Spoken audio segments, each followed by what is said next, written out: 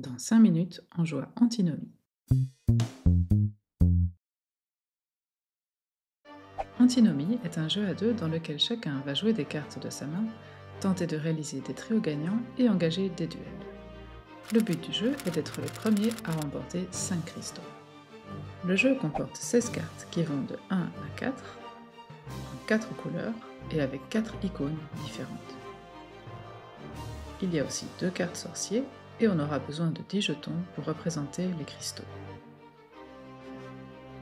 On donne un sorcier et on distribue 3 cartes à chacun.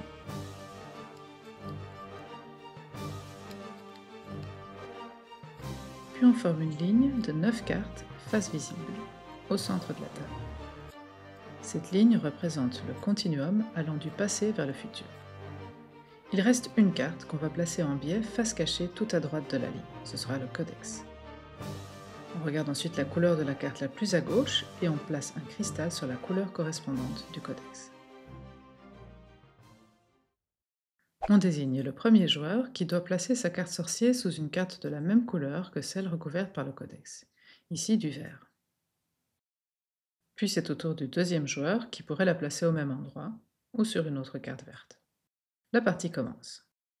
Un tour comporte 3 étapes, mais seule la première a toujours lieu. 1. Déplacement vers le futur ou le passé. 2. Création d'un trio de cartes appelé paradoxe. Et 3. Duel contre l'autre sorcier. On se déplace selon des règles différentes vers la droite et vers la gauche. Vers le futur, on déplace le sorcier selon le chiffre indiqué sur notre carte.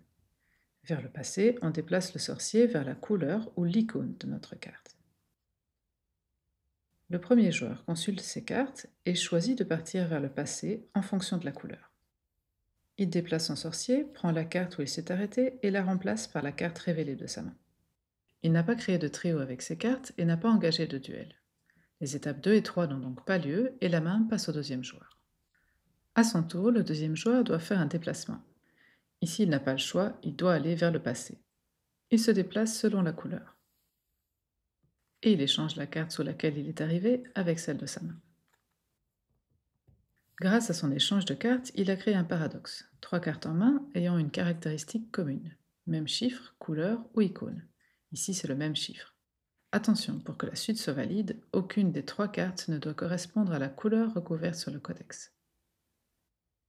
Le joueur a révélé ces 3 cartes, il gagne un cristal et déplace le cristal du codex d'une couleur dans le sens horaire. Ensuite, il mélange ces 3 cartes et les échange avec 3 cartes directement à gauche ou à droite de son sorcier. Ici, il n'est pas possible d'aller à gauche. Il échange ses cartes avec celles de droite. Le joueur n'a pas engagé de duel.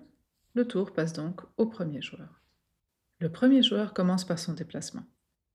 Il choisit d'aller vers le futur et avance selon le chiffre de sa carte révélée.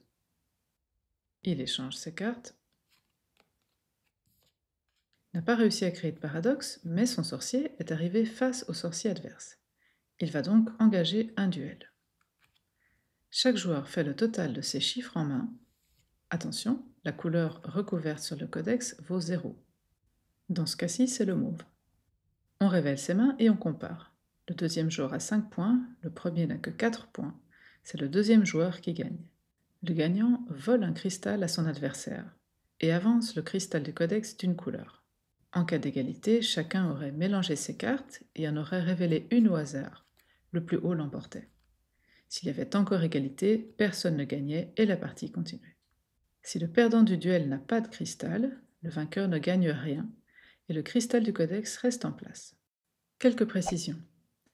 S'il n'y a pas assez de cartes pour effectuer son déplacement complètement, le déplacement n'est pas autorisé. Dans ce cas-ci, je ne peux me déplacer que vers la gauche, avec mes 4. C'est le même principe pour les cartes à échanger après un paradoxe. S'il y en a moins que 3 d'un côté, on ne peut choisir que l'autre côté. Si lors d'un même tour, un paradoxe est créé, puis un duel engagé, il faut d'abord résoudre le paradoxe jusqu'à l'étape d'échange des cartes dans le continuum. Ensuite, on résout le duel. La partie se termine dès qu'un joueur obtient 5 cristaux. Bon jeu!